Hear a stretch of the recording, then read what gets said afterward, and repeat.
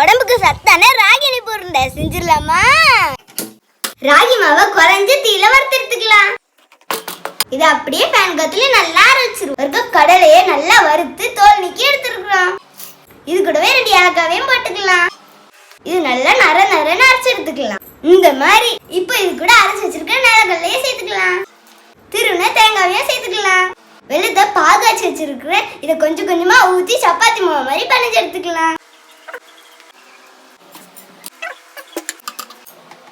இப்போ இதை உருண்டை பிடிச்சி எடுத்துக்கலாம். இதை இட்லியை வேக வைக்கிற மாதிரி ஆவிலே வேக வைக்க போறோம். கொதி வந்து 10 நிமிஷம் ஆயிடுச்சு. இப்போ திறந்து பார்க்கலாம். நல்லா வெந்துருச்சு. சாப்பிட்டு பார்த்துடலாமா? கண்டிப்பா உங்க குழந்தைங்களுக்கு செஞ்சு கொடுங்க. உடம்புக்கு ரொம்ப ரொம்ப சத்து. சொல்லு சூப்பர்.